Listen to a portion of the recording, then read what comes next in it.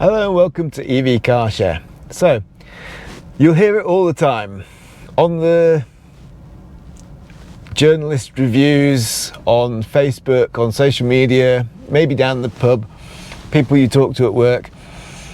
There's a lot of anti-EV sentiment and in general a lot of modern car or anti-modern car sentiment based on the fact that you have these big touchscreens. Now, some people like them, some people don't like them. It's a big divider. It's a Marmite issue. If you don't know what Marmite is, because you're not from the UK, then look it up. By the way, I hate Marmite. I'm on that side of the fence. So, what I want to do is I want to talk about this car. This is an EV. It's the Kia EV6. It is also a modern car. You can buy not this version, there's a facelift to it, but it's essentially the same car. You can go into the Kia dealership, you can buy it now. It is therefore, in my view, a modern car. It's available. So it has a touchscreen, sure. It has quite a big touchscreen, but it also has buttons and switches and knobs, which is what basically people who are anti-touchscreen seem to rant on about.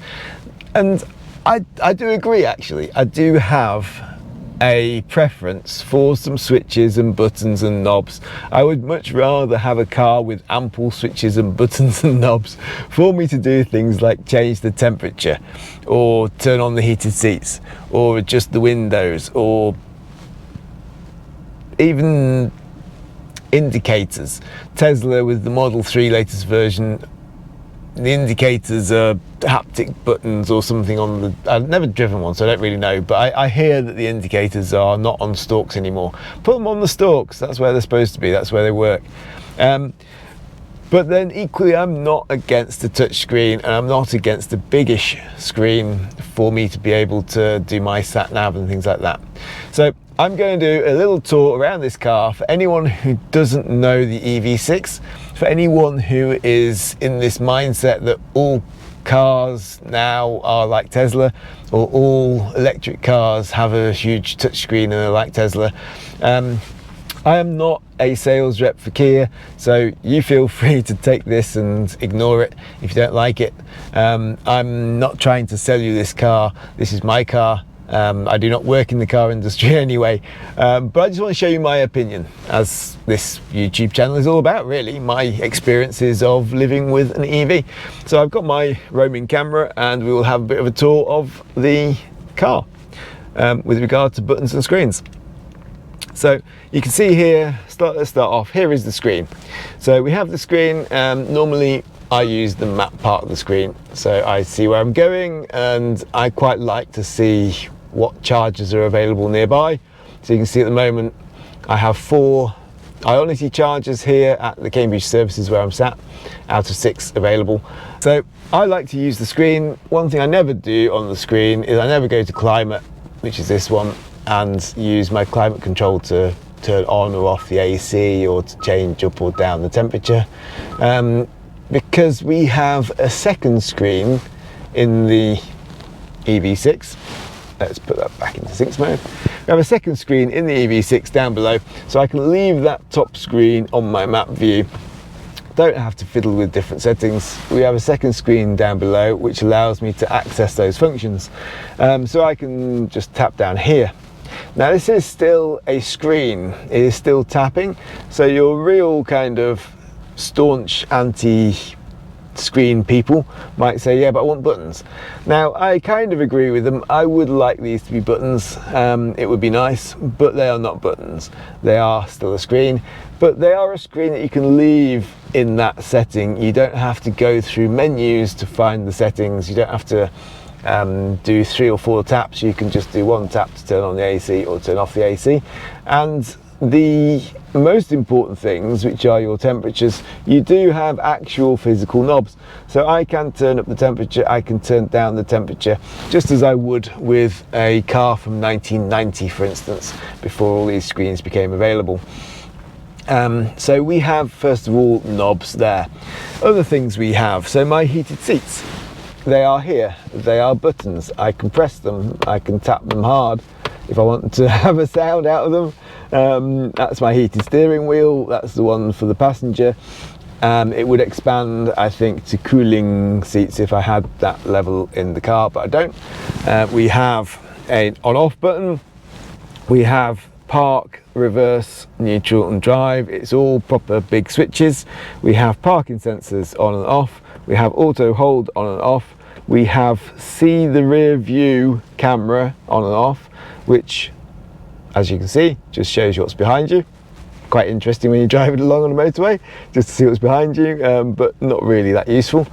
Of course, we have all of the switches on the stalks, so we have your indicators and your lights and your fog lights, and whether you want it on auto lights or not.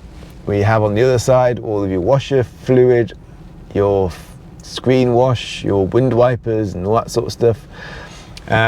We can put that on auto as well. We have on the steering wheel itself your cruise control, your switching between different trip meters. You have your speed up and down on your cruise control. You have your distance from the car in front on your adaptive.